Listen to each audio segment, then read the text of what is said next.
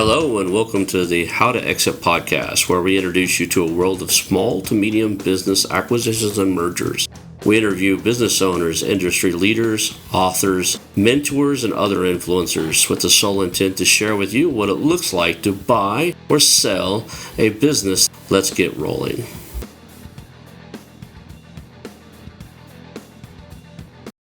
And now a moment for our sponsors. I want to highly recommend you get Acquisition Aficionado magazine. Every month, Acquisition Aficionado magazine brings you tactics for business buying and selling you won't find anywhere else. Learn firsthand from industry leaders who share their success stories, featuring in-depth interviews and stories from leading figures in the business acquisition industry. This multi-platform mobile magazine speaks to acquisition entrepreneurs wherever they are in the journey. And I want you to visit acquisitionaficionado.com today. Hello and welcome to the How to Exit podcast. Today I'm here with Tina Bradley and we're going to discuss all things mergers and acquisitions coming from across the pond there in the UK area, right? So, yeah, so cool. Thank you for being here today. And why don't you tell everybody a little bit about yourself so we can kind of get the audience to get a feel for who you are, and we'll just start right there. Sure. Well, thanks for inviting me, Ronald. It's a real pleasure. So, I guess right back to the beginning, I'm kind of a typical entrepreneur. My first business was when I was age 9. And I saw my father come out of the Royal Navy. He was in there for 23 years.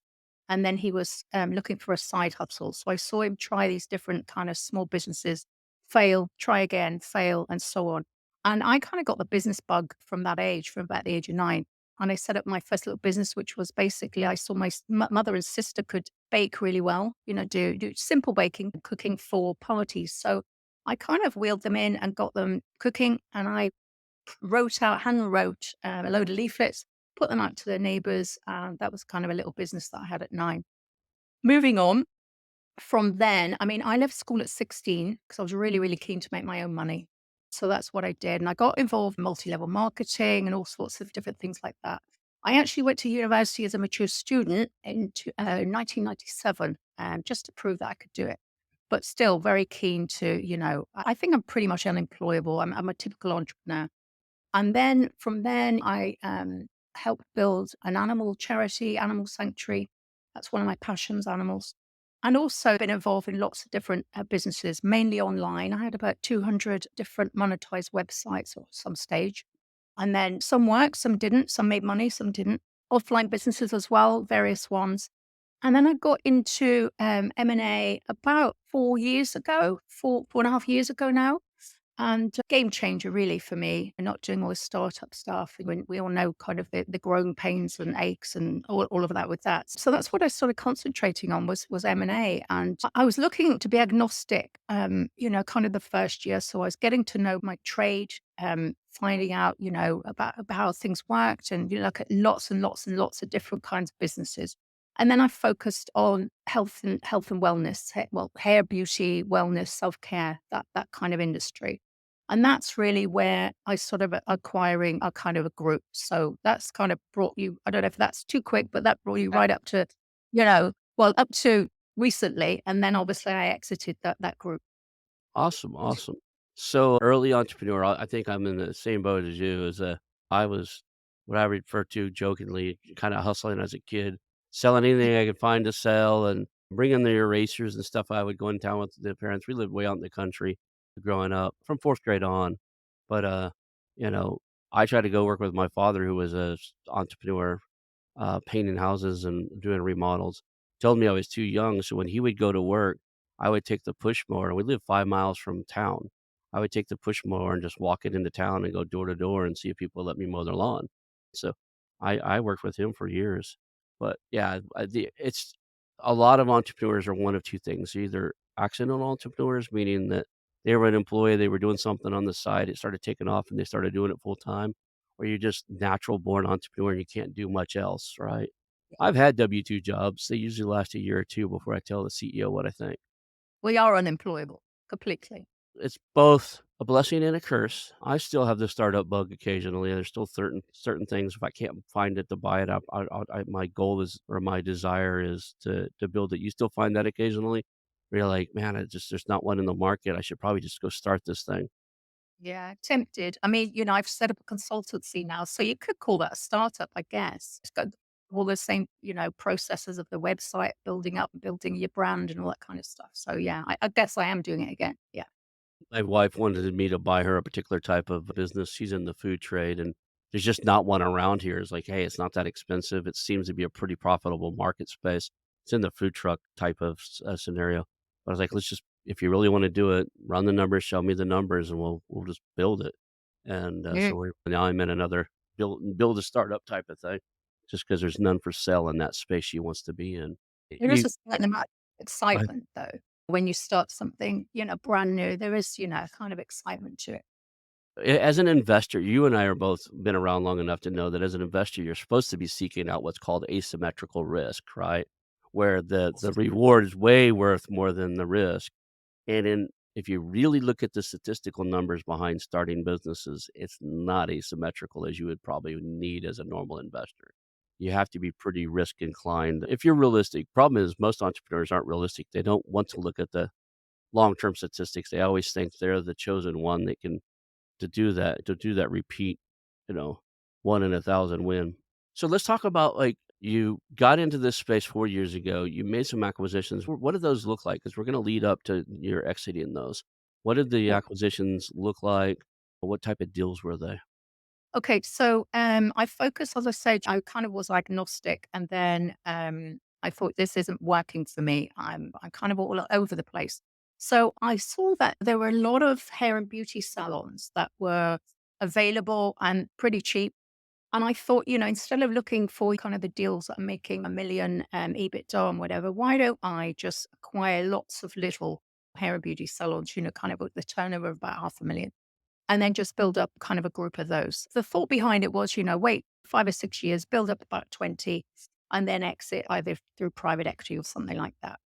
So that's what I started to do. I started looking at the hair and beauty sector in and around London. I wouldn't go further than, I live in central London, very, very central. Oxford Street is literally a 1 minute walk from me. I don't know if you're familiar with London, but that is pretty central. And you can't keep a car here, they make it impossible.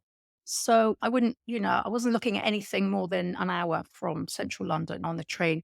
So I could jump on the train within an hour, I'd be wherever. So yeah, I started looking at these businesses, and everybody tells you not to go near brokers. And I completely agree. The big brokers are an absolute nightmare. In my experience, it's just kids that they employ that have just come out of university, and they give them a job. They know nothing about business. They're just teaching them to, sell, get, money up front for these poor businesses that really do want to sell, and they're in bad hands. So I dealt with small business brokers, and I built up rapport with them as well as the sellers. So I wanted deals that were all deferred payments. And so I managed, persuade the brokers that that was a thing. And they actually well, at least one of them persuaded one of the sellers to actually go with me rather than someone else. So that was a win.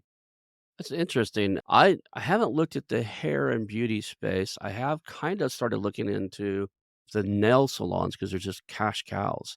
I like big profit margin companies, and I jokingly say just in case I'm not as great as an operator as I think I am, the higher the profit margin, the higher the error margin, so you can make a few mistakes that doesn't hurt the business too bad. It's kind of a joke, but it's kinda true. But what do hair salons look like? Talk to me about the hair salon. Are they high profit margins? Were you in the chair rental business? Because I was in the real estate space, and I almost Mm. bought 2 hair salons, but not because I knew anything about hair. It's because I seen them. They were renting booths is what they were. It was a big facility. They had a brand, a lady that worked there answering phones, but the majority of their money was made from booth rental, right? They were Yeah. charging X number of $100 per chair. Yeah. I mean, that's really big in the US. It does happen here, but it's not as big. And I'm finding that because I really immerse myself in the industry, kind of social media groups, getting to know Mhm. other salon owners, that kind of thing. And yeah, I'm finding that salon owners are starting to move back to the traditional, we call it PAYE. I don't know what you call it in the States, but you're on the payroll, you pay taxes, you're not self-employed. So I'm finding that they're going back there. So we did just a PAYE model the whole time. I think what's happening here with the chair rental is that people you can't build up. your brand because, these people can move around whenever they want to. It's not very stable. You don't earn as much from them. Obviously, you don't have to pay their taxes, but what's happening in the UK is they're really stamping down on these kind of small little businesses within a business. And quite a few have been hit. A few businesses have been hit by the tax office and saying, well, actually, that person was employed by you because they were in there for set many hours. They didn't just walk in and out whenever they wanted to. You had this agreement that so therefore they are employed. And now that they are charging businesses, all the tax that they should have paid for this employee. So people are getting a bit, creeped out by it, scared by it, and quite rightly. And staying away from that model. It's interesting. I met a guy in, Tulsa, of all places, which is the central United States. He had acquired 6, what they call quick cuts or whatever. They're haircut places, but it's both Mm. unisex, both men and women come in. So they don't do a lot of the beauty style, like deep perms and stuff. It's basically wash and trim is probably the category I would look at. So they basically they get you in and out fast is kind of it's like Supercuts and some of these other name brands, but he'd bought 6 of them and he was doing really well with them.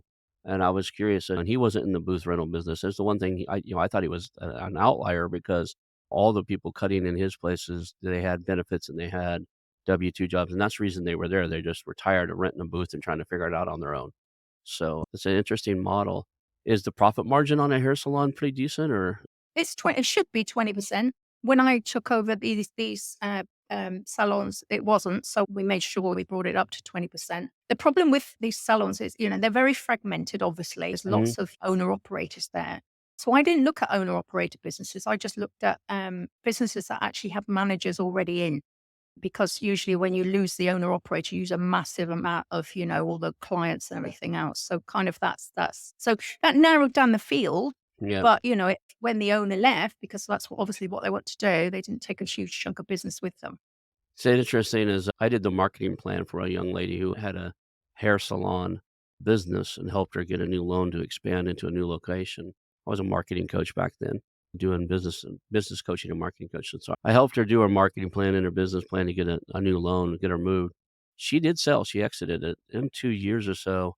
She got sued by the previous owner. I won't say her name here just because I do like her and I don't want to bring any dirt into her world. She got sued by the previous owner because the owner said that some of her clients were, still going to her to get stuff done and that she had a non-compete, and I started thinking about that. I know my wife and a lot of other people are really loyal to the person that cuts their hair, and they go Yes. wherever that person goes. Well, it don't matter what salon they move to. Yeah. Yeah. I mean, we have sort of contracts in place where if somebody leaves, they're not allowed to. I mean, if the client wants to go with them, I mean, they've all got Instagram these days. They can easily follow them. But actually reaching out and trying to take the customer with them, or that we have it in the contract that they're not allowed to do that. I mean, at the end of the day, the business is paying for, the rents and all the other expenses. And for hairdressers, kind of just take them away home, some work from home and so on. I don't know. It's a very kind of unfair business in that respect, I think. I can understand both sides, but yeah, it is an issue. She'll let somebody, do the trim, right? To take the split ends off the ends, but so I'm curious. I'm always curious about industries where there's extreme loyalty to the skill set of the operator and or the employees, and hair salons is definitely one of those. I cut my own hair. I've got lazy. I've got hair right now. Usually I'm shaved.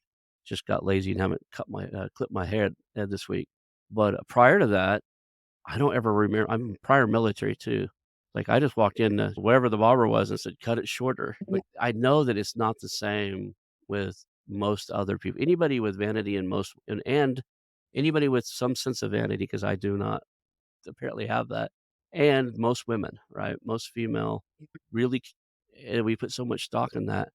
I'm We do. curious I'm so curious about how do you deal with industries like the hair salons or something where the loyalty may not be with the brand or with the company or even sometimes the owner. What do you I'm always curious in this space. I get what they're doing and it's a brilliant business, but how do you deal with that? How do you deal with like the customers always wanting to go where the employees are? Well, I was lucky in the respect that the businesses that I acquired, without All of them, actually. All of the, girls have been there like 15, 16, 20 years. Ah, So what obviously, they build up it's like a family, mm. and the thought of moving from that is pretty horrendous for them.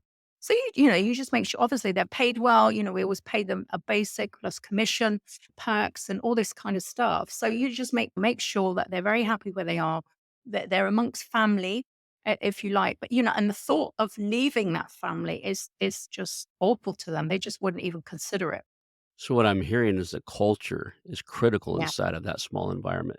It's kinda like a micro environment inside of a bigger business because 'cause you're buying multiple locations, and each one of them is gonna have their own family vibe. You're not gonna try to merge cultures in that scenario because you would be ruining what really makes those individual locations unique to them. Yeah. absolutely. And this is why you're finding that this rent, we call it chair rental rather than Mhm. booth rental. Chair rental is not working because you're not building up that culture within the small salon. You're always going to be having transient people just moving around all the time because you're not building up that culture. I'm surprised that I learned I used to have a real estate business, and I used to owner finance most of my houses off, and one of the guys trying to buy one of the houses was a barber in our town, a Hispanic barber, and I'm like, "There's just no way you can qualify for a 15-year note with me. I don't think you'll make enough money." And he's like, "Well, I make 6 figures," and this is Tulsa, Oklahoma. Like, "You're not making 6 figures cutting hair." He's like, "Yeah, I work in a high-end salon. We charge $40 a cut. I get to keep 80% of it, 20% goes to the chair until I pay a certain amount, and then I get more," right? They Mhm. had a system there where I can switch over to chair rent, and I was like, I went over and got my hair cut there, like, I had him trim my beard and stuff, and it still was shaved at the time, and I seen it. I watched that store, and it was busy, and people lined up. I was the only guy there that could not speak fluent Spanish, but I just wanted to see the environment, and Mm. there was I asked the owner there, I said, 'cause I'm, like I said, insanely curious. What does the average barber here make? Because if they can't bring enough clients to do 70 to $80,000 a year, they can't have their chair anymore. We're a high-end location. We do excellent work, and people expect that, and they line up to come here. So I could see that these could be little profitable business. I never thought about how profitable cutting hair could be, but I see it on the women's side, right? Because it's $300 for to get your hair dyed, but, When you aesthetics as well. When you get an aesthetics doctor or nurse in there, then we're talking about, the Botox and the lip fillers and all that kind of stuff. mhm. Then, visit is like about £500. Boom, boom, boom, 10 minutes. So yeah, that's So you're that's really doing a beauty pro spa treatments and stuff too then? I had another gentleman friend of mine, he sold it, but he was in the medical spa business, and he drove the nicest Jag I'd seen in a while, so he had to been doing alright.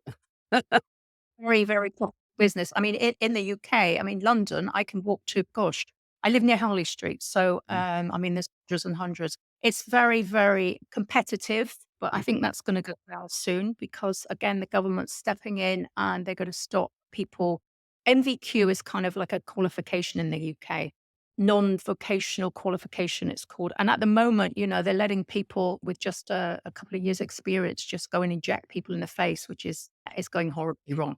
So I think they're going to change that, and it's just going to be doctors and nurses, which is a good thing. And so that's going to reduce the competition. But that's definitely an industry to look towards for anybody interested in that sector. Absolutely. I'm pretty sure here in the United States for the medical spas, they are medical staffed, either RN or like I know a guy that was called me up and said he might sell me his IV, a mobile IV bar. And if you know what that is, they do bring in IVs that have vitamin B12 and all that. And the reason it was expensive is here nurses are hard to come by. There's a lot of traveling nurses jobs here that pay extremely well, 90 bucks an hour or more. And that's pretty much who is the only person that's allowed to place RV, the IVs. You have to have at least one. I think you had to have one RN on staff, and the rest of them could be techs of some sort. But yeah, it gets real expensive real fast here because you have to have medical licenses to do injections here. Yeah, it's going that way here. Definitely. And maybe it should. What do you do with it? So I I love the idea of the nail salons just because the funny thing was the reason I got interested in nail salons is I like to play a little poker occasionally. And one of the guys that used to donate to me all the time, bring in cash left and right, he owned 3 nail salons. It's like and he lost a lot of money playing poker. So I'm like always wondering, what the hell is this guy doing? Where's he coming up with all this cash?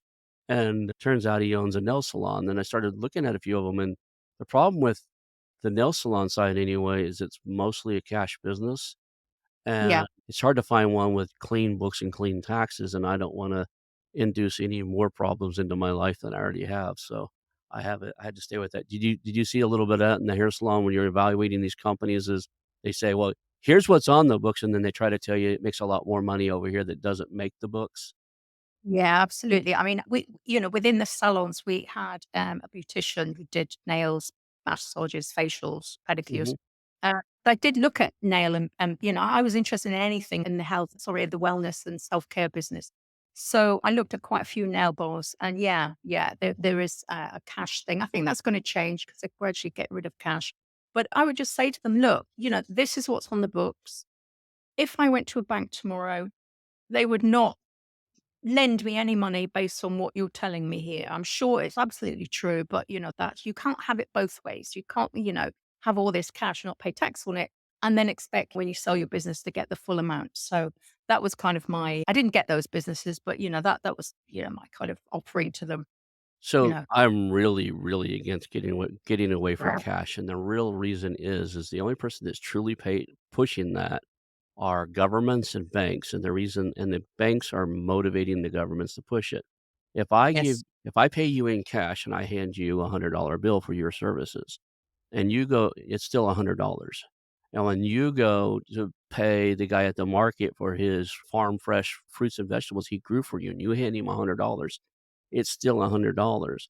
Now when he goes buy his kids' clothes and he, spends $100, it's still $100.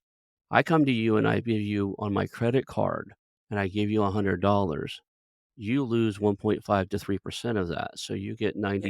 $97, right? And then you go and buy the fruit and give him 100 bucks. Now you came out of pocket for $3 because you had, still, and he still only gets $97. The only people that truly make money by getting away with not doing cash anymore are the banks, and the credit Sure. card processing banks, and the government for control, because at that point, there is no more side gigs, side hustles, and money that's not paid taxes on, which is not a Right. bad thing. We should all pay our fair due. But that said, and then we argue, if we don't like what we pay, we should elect different officials to make that work better. But that said, I'm not a fan of that whatsoever. I think it's a bad idea just because it devalues money so fast in the transaction. If you look at the normal lifespan of how a dollar travels, it only takes, I think, 6 or 7 hops before it becomes insignificant as to the value of the dollar. Yeah. No, I completely agree. And also, the control thing. The thought of going kind of nearer, I suppose the lockdown thing, COVID thing kind of shook Mhm. me up a bit. The fact that governments could literally just close down your money supply is terrifying. And then you go to the Chinese social system or whatever. No, I don't. I agree with you. I don't think it's a great way. But it seems to be people want convenience these days. That's what they want. They just want to carry a card away, and they don't want to get cash at the cash point. So it's very difficult. I think there are some folks here that are fighting against going cashless, which is a good thing. But no, I completely agree, Ronald. It's not a great idea. If the only way it would work in the long run is if it's decentralized, some form of crypto version. Not the current ones, there's so much corruption, it has to be regulated, but some decentralized monetary system. But everybody that touches it's going to want a fee on it. So I don't know how it Yeah. doesn't, and if you look at it logically and say, yeah, in the real world that happens too, because if I pay you $100, you pay taxes on that, but you also probably save some of it. And you don't usually spend a full 100 if you're a good Mm. steward of money. So it does take some money out of circulation, and that's the argument that I've heard from people when I give them the argument of the devaluing of the dollar when you use credit cards. And he's like, well, typically, if everybody was behaving correctly, that dollar wouldn't travel that far either. Right? That said, there are this industry and a lot of industries that are cash laden, so where they're just really a cash business here. They're so cash ridden here that they're actually often audited more often because they're often used for things like money laundering and stuff. Yeah. Yeah. Yeah. I'm surprised they're not more often. There is a theory that there's a thing called Turkish barbers. We've got Mm. huge over the States, a lot of immigration coming in. And all of these little Turkish barbers have sprung up and they're always empty. And the theory is, it's a money laundering operation. And It's funny that the police and the HMRC, that's the tax office, never seem to investigate them. It's very strange. But we all kind of, what's going on with these places? They're always empty. They can't be making money. So Let's go into you acquired multiple, right? 3, 4, 5 of these, and then at some point you decided to go ahead and take the exit. What was the did they reach where you wanted them to go and that's why you exited, or what was the catalyst to saying, "Okay, I think it's time to sell now?" I was hearing people doing consulting for equity, and I kind of, I discovered I don't mind operations if I've built the business myself. Mhm. But what I really enjoy was operations of businesses that I've acquired. I really don't enjoy that side of it. And I suppose if I carried on and built it a bit more, I could have got an operations director in, all that kind of stuff. But a typical entrepreneur, a few years down the line, I'm thinking, I think this consulting for equity thing would be a good idea for me. I'm thinking of kind of being a nomad and traveling around with my little dog, different places. So it just kind of, when you get a feeling, you think, "Yeah, this is probably the right time." Do you know Um, I was gonna say, do you know I am I'm a digital nomad, right? yeah, no, I didn't So realize that. this is a portable studio. This is a 10-foot by 10-foot, studio that I soundproofed an old shipping container, it's pretty new. So it's got a door and a window, and the big shipping container doors open on one side, but it was cut at 10 feet, and the wall was shortened, and then I have 3 inches of foam insulation. Our house is a triple axle, 30-foot tiny home with, 2 lofts and a daybed, where my it's 340 square foot, something like that, to where my 13-year-old son, my 8-year-old daughter, my wife, and I will all live in there. So, but and we've moved around. We've been in Texas, around Lake Lavon and Dallas. We moved back to Oklahoma when we were in COVID. We started in Oklahoma, so we went Oklahoma, Texas, back to Oklahoma, and now we're out here in California in the redwood forest. But we can, I don't even own a truck to haul the stuff anymore. When I'm ready to move, we just hire a transport company. They come grab it Oh, all and go set it up at the new location because it's just more right. reasonable than we're usually somewhere 2 or 3 years. So it's more reasonable to do that than it is to, like, own a big diesel dually or something that's big enough to haul this stuff, for years when you're only gonna need it, once every few years. Great idea. Yeah. Now I'm thinking, I mean, obviously in the UK, it gets we have long, it seems to get longer as I get older, long winters. Maybe, spend some time in Spain, maybe spend some time in Thailand, just kind of move around a bit and get some sunshine. So, with this consulting thing, I can live anywhere. It'll all be done fantastically, via Zoom or whatever. Yeah, I don't get into anything I can't handle from Zoom. I would not acquire anything in the six-figure, seven-figure mark that where, number 1, if I needed to go there and run it, that I couldn't drop everything, go there and run it for at least 90 to 180 days, just because that's what it takes to replace 4 months, 6 months, sometimes a year to replace a good CEO or general manager. So, I still believe that in my heart and soul is, like, if we acquire something, I have to understand that if I'm the lead on this thing and that's my name on the line and it's my acquisition, then I might have to drop everything and go run it. So I spend a lot of time with what you're talking about. I do contract for equity. I work on other people's projects where they're doing acquisitions and stuff, and I help them source deals and get things done for equity and for pay. And that's kind of the realm I'm in. So we're in the same boat there. Yeah. So how did the exit go? What was the process that you went through? Did you list with brokers? Like, tell us about, like, kind of the catalyst that made the decision to go forward and what the process looked like. Yeah. So, well, that the decision, just a bit more freedom. And like you say, what you've just said, if something happens, then you've got to go back in and sort things. I don't want to do that. I don't want to be an owner anymore. Mm, I consult, be part of, the equity deal and so on, and have that freedom to move around wherever I want to be. So looking at the exits, I had a couple of, I mean, I inherited some managers that kind of didn't work out. And so I brought in new ones who were really, really good. Most people in the industry, they're not business people. They just, they understand the hair industry. They could do basic stock ordering, that kind of stuff. And so what I did is I put in systems and processes to make things super, super easy. This is what you do. This is how you do that. Da, da, da, da. Here are your KPIs, so on. So that's what I did for them. And I kind of gave them the confidence to think that they could actually run this show.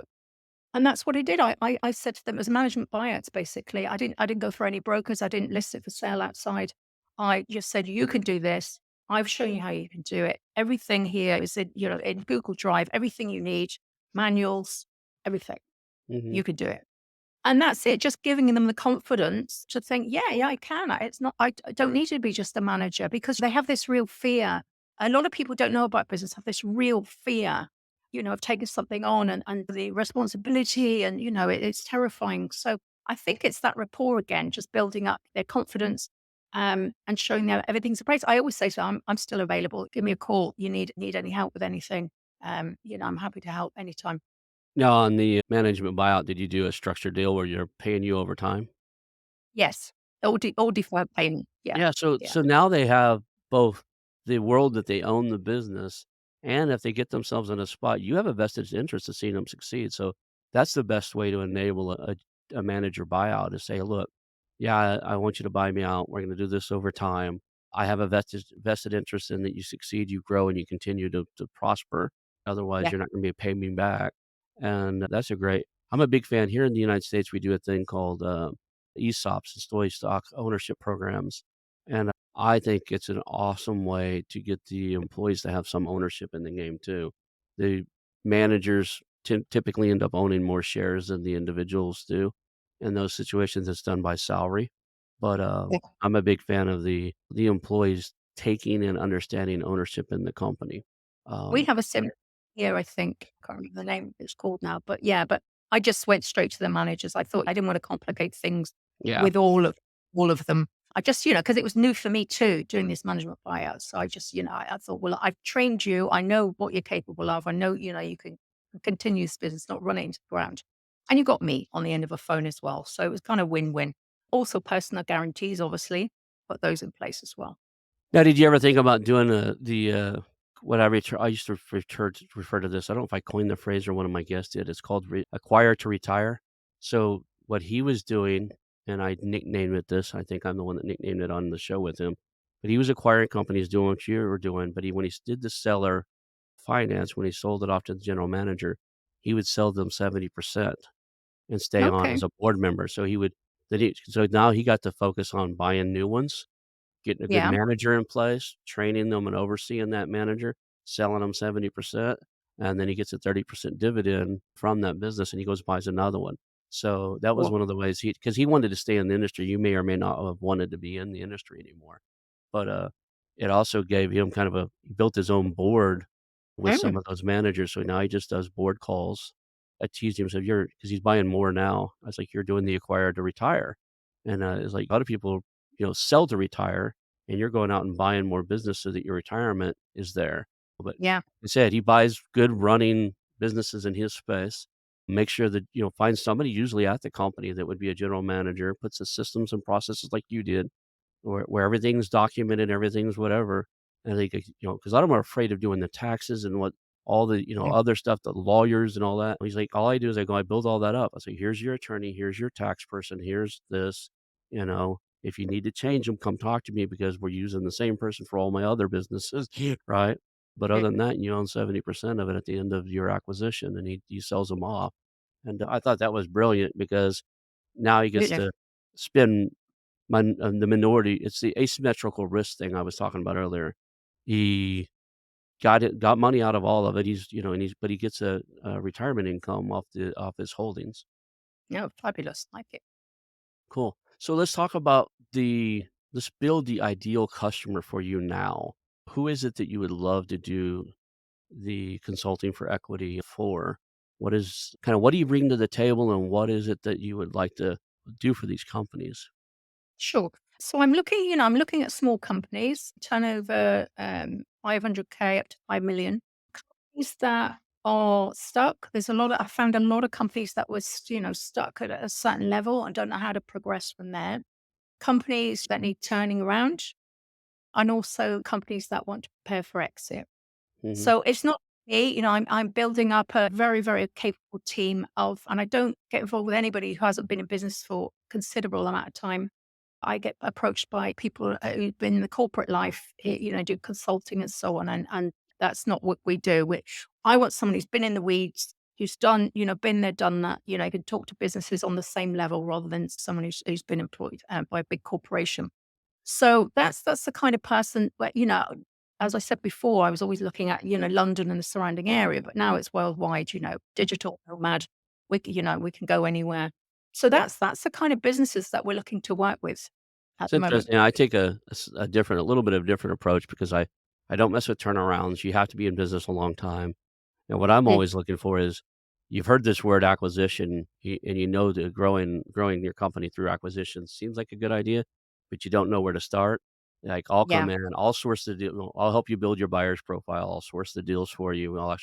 I'll even start the initial calls, build rapport with the potential seller, and then you're going to pay for the attorneys, you're going to pay for the due diligence, you're going to do due diligence.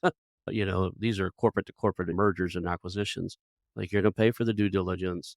I get equity in the company and I get a piece of the transaction. I get a bonus every time you close something. But I don't touch turnarounds if you're not up and running and successful. You need to get that taken care of before we go out and look for other companies for you to acquire.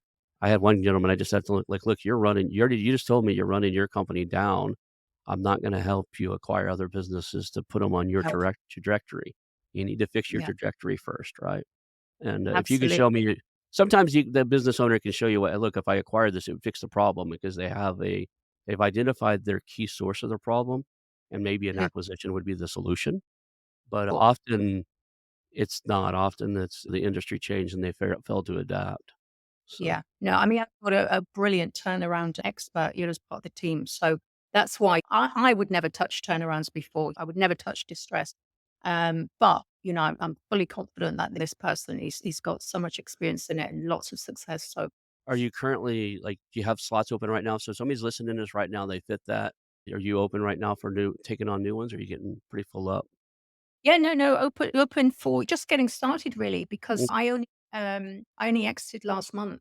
And oh, so just getting started, the website, building my brand now and mhm. then getting really, really, really good partners on board because, I'm very keen not to just to be me.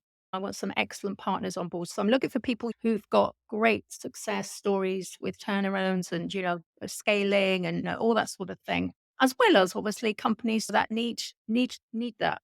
I really want to build a solid team. I think Really, you have a new skill that through your hair salon business that's really critical for most businesses. The ability to identify a general manager and train them and get the systems and process to the point where they could become the owner yes, is hands down one of the critical skills anybody that's looking to exit needs. They need to figure out nobody wants to buy I'm not saying nobody, most people don't want to buy a company where they have to jump in and be the CEO, and there's no backup whatsoever. It's so much easier to sell that company if you have at least somebody that could operate as a general manager and maybe that can run the thing. sure. Your Yeah, you're up a much higher finding a buyer then. Absolutely. Yeah. Yeah. Your ability to do that, to look at a company and go, "Okay, we need systems and processes for X, Y, and Z, standard operating procedures for this. We need a really strong manager with the potential manager buyout owner capabilities." It would be critical for any of the clients you bring on just because now they have something that's marketable at a higher rate, right? Yeah. Somebody like me or somebody who wants to do multiple acquisitions and buy things and have somebody else run it can look at it and go, "You know what? Give that general manager a little bit of a boost and a regular call and maybe even an external coach other than just me. Hire them a CEO coach to make sure that they're on track. And all of a sudden, I don't need to put 40 hours a week over there." Yeah, absolutely. And the other thing with my experience with the acquisitions, because as we touched on before, the rapport thing. I mean, I had one particular acquisition. I went to go and see it, and a guy said to me, we were talking, and I said, "Have you had much interest?" Because this was listed with a small broker. Mhm, And I said, "Much interest?" And he said, "Yeah, we've agreed to a sale." And so I said, "Well, what am I doing here then?" So he said, "Well, I like the sound of you." He said, "And I looked because I have my website, which is all geared towards the hair beauty sector, mhm. LinkedIn, all of that stuff." He said, "And like I said, going back to what we said, it's like a family." And his wife actually ran the salon for 18 years. He said, "And they are like family to us, and we want them to be looked after. We want someone who knows what they're doing." He said, "So if you want it, I'll sell it to you rather than this guy who had no experience or whatever. I mean, I had no experience in the industry when I started, but I quickly learned. So I got that deal through rapport, and chatting to this guy. We're about the same age, we like the same music, all that kind of stuff. So that rapport thing's really so, so important. It really Talk is. about that, let's talk about that because you just said something, you're about the same age and you like the same music. I promise you there's 1,000, listeners that are gonna hear this and they're gonna go, "I've never asked any of my sellers what music they listen to." Yeah, So many people miss the ball on rapport. It's not about just talking about the company and the financials. You wanna build a rapport, you have to get into their world. How do you build absolutely. rapport? What does your process look like? That a lot of it for us, it just comes natural, but It intentionally, is what not. do you do to build a rapport? Well, it is natural. I am naturally interested in people. So it's just one of those things. I'll ask questions, about somebody I'll meet in the shop. I don't just start talking to random strangers. That would make me crazy. But, people I meet, I'm just interested about their life, where they're from, and all this kind of thing, and trying to find a commonality. This is outside of business. I just really, really enjoy doing that. And I mean, this guy, the music thing came from because we went for a drink in the pub next to the salon after we'd had a look. And he had this bag, which was a Lambretta. Mhm, Now, I'm not that old, but the second wave of mods, I don't know if you're aware of mods, I do remember those. And so I said, "Oh, we are the mods, we are the mods." And boom, right away, we connected, mhm, with that big thing. And then we started about music and everything else. And it's funny because I only dealt with him initially, and then his wife, who actually ran the salon, owned the salon because she was afraid of dealing with business people. And he said to her, "Oh, no, you're fine with Tina. She's very down to earth. She's normal. I mean, still go for drinks with these guys and mhm. everything else. We really, really well." And that was a deferred purchase as well, by the way. Everything was deferred. So yeah, it's just it does come naturally to me, and I'm trying to think if it doesn't come naturally to someone. Just try to find that commonality really. Just do a bit of research on I don't normally do a bit of research on them. Like I say, I just want to know all about them when I meet them. But I guess if you looked at their social media, what they're up to, if they've got any social media, all that kind of thing, and even where they come from. Oh, you're from there. Well, I know somebody who was from there, or I've been there, or I went there once, or I lived there. Those kind of things where you just have to find that connection. Yeah. I think it's so important. I like to do that on the first call with a business owner. One of the first things I do is was like, okay, well, there's a lot of things we're going to need to get through to get this deal done. Let's just start really cool with, tell me what you built. And then they tell you, and I was, no, okay, cool. Why did you build it? So I get to hear the story. And then like, they'll bring in stuff along the process, like they got married at a certain time. Oh, you just said you got married. Tell me about your wife. And like, do you guys have kids? I have kids. And it just naturally, it's like a normal, natural conversation. You said you won't talk about the strangers in the, the bar or I'll talk to you. I'm just the opposite. You can't stand in line in front of me or behind me without me at least trying to start a conversation. It's mostly because I'm curious. But I've been known for walking into bars and restaurants and, like, coffee shops and stuff, and within 20 minutes, the owner's sitting back there with me, chatting with me. It's just because I'm insanely curious. Yeah. Probably told this story on the pod already once, but I walked into a coffee shop, my wife was with me, and the owner I didn't know she was the one waiting on me. It was a new coffee shop I'd never been, right beside a co-working space, had a new kind of modern feel and vibe to it, and I drink high-end, good quality teas, I don't drink coffee. So when I walk in, I, like, look at their tea menu, do they have some type of matcha, or they have something that I can drink that's tea-based, even if it's just chai or something, and, so I ordered my tea, and, I asked the lady, I said, "So, just exactly, this seems pretty busy, do you guys see, what, 100 or 200 people here today?" She's like, "No, about 400."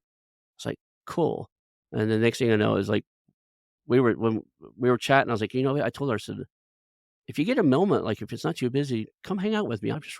I'm a business owner myself. I'm just curious what you built here." Next thing I know, Mhm. there's she's back there, and about 5, 10 minutes into the call, she's like, or the call, but the sit down, she said, "I don't think I've ever told anybody this much about my business. How do you do this?" Because I figured out, and it wasn't like I'd say, "How much do you make?" I was like, "Well," I would go, "You said you have about 4 or 500 customers through here a day. That's a lot." So there was, there's no risk of that. I'm just insanely curious. Yeah, another great question, I think, when you're, speaking to a seller is what they're gonna do next. Yeah. Get quite excited for them. I'm gonna, travel around the world, or I'm gonna do this, or spend more time with my grandkids, all these things, that's one of the first questions I ask them. So, when you get all this money or whatever, when you sell your business, what's next? What are you going to do? And I get quite excited with them for what they're going to do. And it helps you actually structure the deal because once you know what their life goal is, the next stage of their life, then you can structure it. That's going to help them. Win-win. I have an awkward sense of humor, and I can ask people questions that they get that I'm kind of in jest. It's intended to be slightly funny, but I wanna know the answer. So I get away with a lot of stuff, so it's not uncommon for me to be on a call with a business owner and say, they've already told me what they built, and then right when they get done with what they're built, before they find out, like, what are they gonna do next, I always say, "Out of all the people you could be spending your day with, what has you on the phone with a guy who does investments and buys and sells company? What has you on the phone with a guy like me?" And then I'm trying to figure out Yeah, why they wanna sell, and then sure. once we get that down, I'm like, that leads into what are they gonna do next? Because usually during why are you on the phone with a guy that buys or on a Zoom call with a guy who buys and sells business, they'll tell you they got this other project or they wanna retire and spend time with their grandkids, and you just dive deep into that. I think it's coming around now, at least in my circles, because that's we talk about it constantly. A lot of the guys coming out of the new programs and coming out of ETA, entrepreneurship through acquisition from college level, they're missing the report piece. They dive into the first call and they go, "Well, how much does the company make? When can you send me the financials? Do you have an NDA? I have an NDA." And they've got this checklist and they wonder why they don't get deals done. Trust isn't being built up as well. People got to trust you. At the end of the day, but a small business, it is their baby. If you've ever built up a small business, you'll understand that. They put their blood, sweat, tears, everything for this business. And they've got to trust you, especially if they want the team to be looked after. Trust is a massive thing. And rapport does that, I think. So you've built rapport. When do you start talking about business side of it? So you've got the rapport built and they kind of you kinda know it's somewhere you go. How do you actually introduce the conversation from, "Hey, we're just getting to know each other," to the point where you're going, "Okay, now I kinda have to see the financials. I have to see the tax returns. I have to see the" Yeah. I kind of weave in the personal stuff with the business stuff. So, because it's a big part of their life. So if someone's talking like give the music thing, give that as an example. So, I said, well, how did you get in this business then? And then he tells me about his wife. When he met her, she was a hairdresser and he persuaded her because he was an entrepreneur too, persuaded her to set up her own salon. Then it kind of went like that. And then I liked the salon, obviously. I looked around it. I said, oh, she's done a great job. Lots of, compliments because I meant them. I don't say stuff I don't mean. And I said, yeah, I'm really interested. And so the next stage, obviously will be for me to take a look at the numbers. So I just say, have you got those, available? Do you need to ask your accountant for them? So that's it's very a natural thing, to go through. They know why you're there. I mean, it's not Yeah. no prize for them. And then what does the conversation around the deferred look like? David, our mutual friend David Green, he likes to run that joke. It says, "Hey, I called you today. You got this business. You run it for 30 years and you built it to $1 million. I've got a great idea. Why don't you give it to me? I'll run it better than you, and I'll just pay you over time. I'm not going to give you money down." When you pitch it like that, it's just not going to work. But that's in essence, that's the pitch. You just got to Right. add a better flavor and angle to it. What does the conversation look like for you when you're doing these deferred payment structured in the United States, we call them seller finance deals. Everybody calls everything something different. I don't understand. Got a million We terms just for every single thing. So yeah, I mean, the one I'm talking to you about now, they'd already been offered a deferred payment deal. And so, I said, what was he offered you? And they told me, Mhm, and it was because I would never pay more than a 1.8 multiple. And then I sell them for mhm, 3 times more. And so I said, look, I can match that. That's absolutely fine. So that was easy. I mean, literally given to me. The other one that was done through leverage finance. So basically we had bounce back loans, during COVID. So people were able to borrow from the government, have a chunk of money, and it was like 2%, paid back. And it was not personal guarantee, it was loan to the company. So the other one, I said, all right, you could take that money because it wasn't touched. She was going to pay it off. I said, don't you dare. mhm. I said, you take that money. I said, and that's the payment for the fees. Now, the other ones, what happened was I told them, I said to them, look, and it's true. I don't say anything that isn't true. I said, at the current climate, I said, banks aren't lending on these businesses. I mean, we just come out of COVID nightmare. I mean, it was a nightmare for that industry. Banks aren't loaning for this. It's too high a risk. I said, but, I'm willing to take some risk. I said, but you're going to have to take some risk too. and here's what I propose. If for any reason I don't pay any of these payments to you, you take the business right back. So, there's no risk to you in that respect. All right, you may not want the business back, but you haven't lost everything. And then because I'd already done it with another seller, I got them to give me a reference.